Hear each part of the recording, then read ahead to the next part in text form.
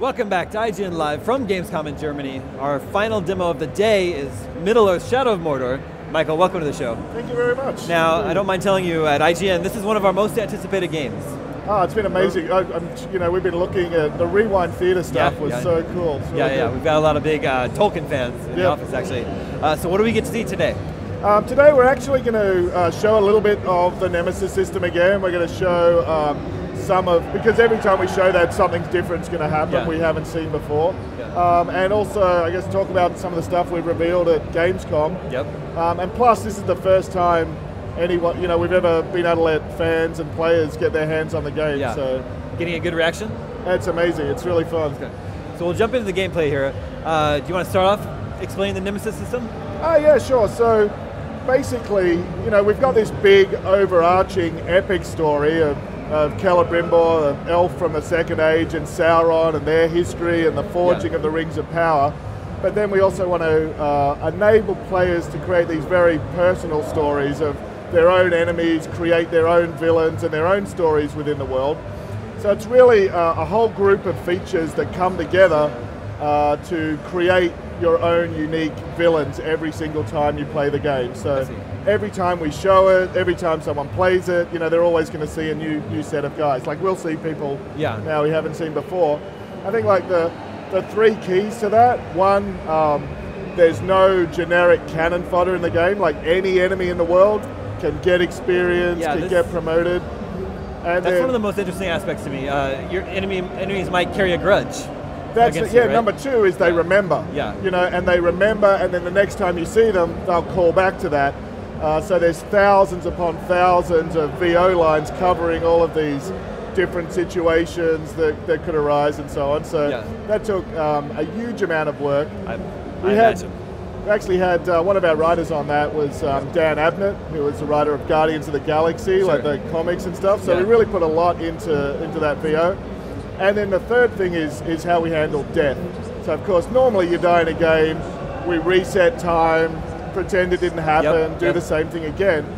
But because you're a Wraith, because Celebrimbor is giving you a lot of the same powers that we see from the Nazgul, who are wearing the rings that he created, time doesn't reset when you die, it moves forward and the world evolves. So you've got these, any enemy in the world can become a boss, they remember and react and grow, and time moves forward when you die. So kind of all three of those things come together to make this sort of central feature of the game. Is this, what were we just watching? Is this the beginning of the game? That was the beginning of the game, so that's Galadriel introducing some of the context of our story. So, we begin within Mordor, where thousands of years earlier, Sauron was defeated on the slopes of Mount Doom. And since that time, Gondor's been guarding the borders of Mordor. The Rangers have been on the wall at the Black Gates, but after 2,000 years, they're completely unprepared for Sauron's return. Tell me about the main character that we play as a ranger who gets killed, right? Well, the thing is, it's interesting because you actually really do play as these two characters. So there's Talion, who is a ranger. He's one of the rangers that was on the gates, and he's killed, but he's not allowed to stay dead. He's dragged back from death by the other character who you play, who we reveal to be Celebrimbor, who is one of the most important characters in the history of Middle-earth, because he forged, alongside with Sauron, he forged the Rings of Power, and the rings that the Nazgul wear, and gives you many of the same powers that they have, that ability to defy death, to terrify and dominate your enemies. So he's almost imposing on you to be a Wraith the way those rings, dominate the Nazgul. So here we're in the gameplay here. So this is taking place, this is sort of then a long way from the Black Gate. This is far deeper into Mordor, and it's the Sea of Nirn.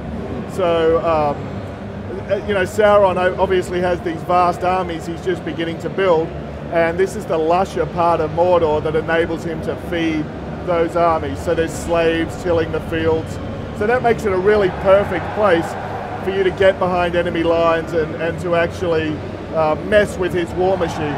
And Mordor is not going to look like it did in the movies, right? Like, it's not a barren wasteland yet. Is that correct? Yeah. So that's the two things. It's like Mordor is almost kind of a microcosm of what will happen in all of Middle-earth if Sauron wins. You know, so we see what the land looks like after thousands of years of Sauron being away, but we also see it kind of transforming into what it's going to become as well.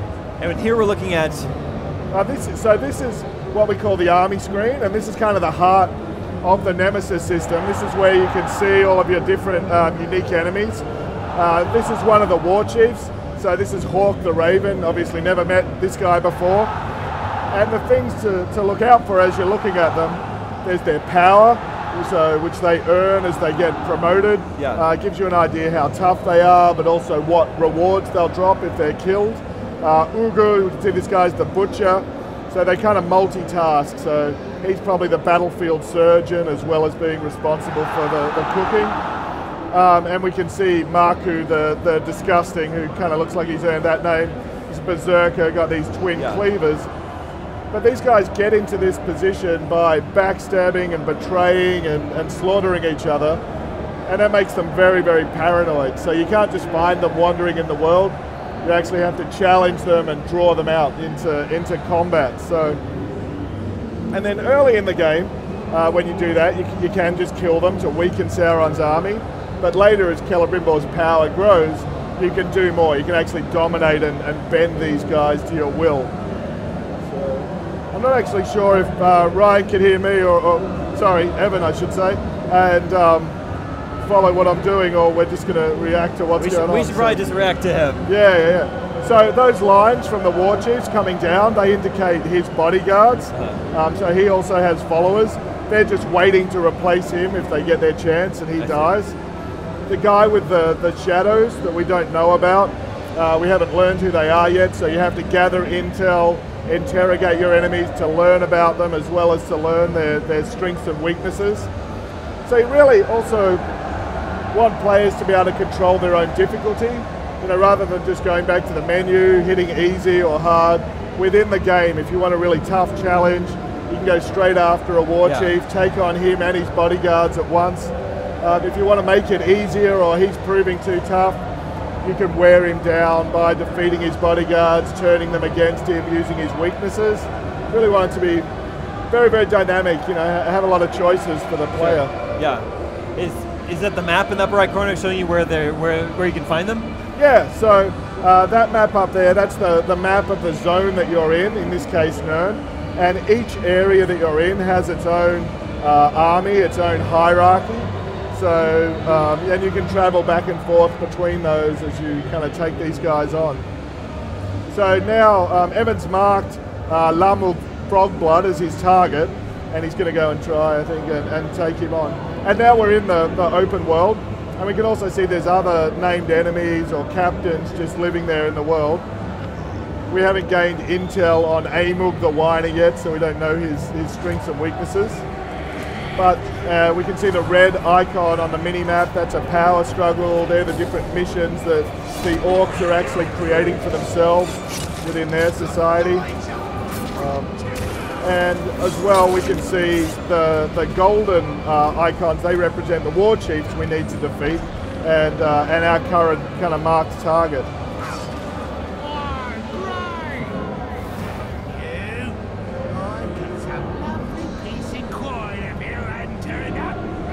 So there, Amug the Whiner is going to live up to his name and his personality, and he's not too happy about having to have this sort of showdown.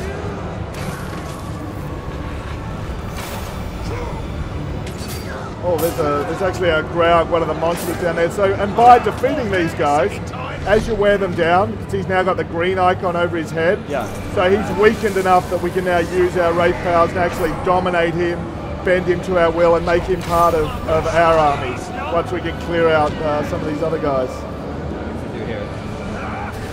And then once we do that, that allows us to give him orders, actually create other missions in the sandbox. So we can either use him to get intel, learn the strengths and weaknesses of other guys, or command him and send him off. And now this screen really becomes a mission creator, because any one of these other captains and bosses here we can send him against. So he's now going to try and stab his master in the back if we send him to that, or he's going to try and become a bodyguard of another one of the war chiefs. Or he can just try and if he wasn't tough enough, you can actually send him on duels and things against other captains, farm him up, he'll become more powerful. And there's no limit to the number of these guys you can bend to your will. I see. Can you use your Wraith powers at will? Some of them you can. So, and you can actually, it's almost like you're feeding on the fear of your enemies. You can drain your Wraith power from your enemies, from the orcs. You can use them at will. Some of them are balanced on time. Like if you want to grab someone and dominate them until that's finished, you can be knocked out of that. Another guy attacks you. And of course, Celebrimbor, as an elf, is an extremely powerful archer. So the ammunition that he needs, that also fuels some of his powers as well. But this being able to jump on a mount and dominate these beasts, once you've unlocked that, you can do that at will. So these creatures that are really dangerous at the start of the game really become tools in your toolbox as you grow in power. You also revealed this week that Gollum's in the game. Yep. Right? It's very cool. Yeah, he's really great. The thing about Gollum, so of course we've got Talion and Celebrimbor on this journey, but Gollum's relationship to those guys is, I think in some ways it's really similar to his relationship with Sam and Frodo later that we see in Lord of the Rings. Yeah. So Celebrimbor really has something in common with Frodo. He's trying to resist this corruption of power. He's on this epic journey to kind of have this showdown with the Dark Lord. And sort of Gollum has this, almost worships him in the same way he does Frodo as his master, whereas Talion really has, and I think this kind of came to life a bit with Troy's performance of Talion and really grounding that. He almost has something more in common with Sam. He would much rather have just been left alone, left at home, having a nice warm dinner with his family, but he's been dragged into this kind of epic quest against his will. So the kind of triangle of that relationship of Talion, played by Troy, and Celebrimbor with Alistair, and Gollum brought to life by Liam, I think is really sort of the heart of the story. Have you revealed what Gollum looks like yet? Have we seen Gollum yet in the game? Yeah, we have. So Liam O'Brien was the actor, and obviously Gollum is such an incredibly iconic character, and he just did an amazing job, I think, of bringing that to life. And as soon as you see that, you're just so grounded and kind of immersed in this as Middle Earth. He's amazing. All right, what's happening here? Okay, so I've been looking away, so I've got to. So here we are. We're deep within one of the orc strongholds. The war chief's actually been drawn out, and the blue icon, that is the orc that Evan branded earlier. So he's now fighting on our side against his master. Whoa. And that exploding arrow, actually the war chief trying to defend himself actually just blew himself up. So that worked out well for us. It did indeed. Okay. Oh, lucky shot. Actually, I didn't check before. It could well have been him that blew the other guy up. But anyway, Loomlug Frogblood, that's the end of him. And now Amug the Whiner, who is our follower, has moved up into that position of War Chief. But none of that is scripted, right? Like this is just nothing. This is just your game. Exactly. It's a really fun. And now Amug needs to fight for his life as well and sort of see off all of these other orcs. So that's sort of flipping from now you're trying to destroy these guys to now you're trying to protect them and build your army. It's really fun. It's almost like, in some ways, the second half of the game almost feels like the sequel to the first half, because you're just getting used to all the mechanics and the action of it in this very personal, sort of intense action game, and then it really changes up the dynamic because all of these strategic choices and options kind of open up once we get here. The headshot. And then once you're within these strongholds, things can get really crazy, because thanks to obviously the power of next gen, we can really have quite significant numbers of enemies on screen.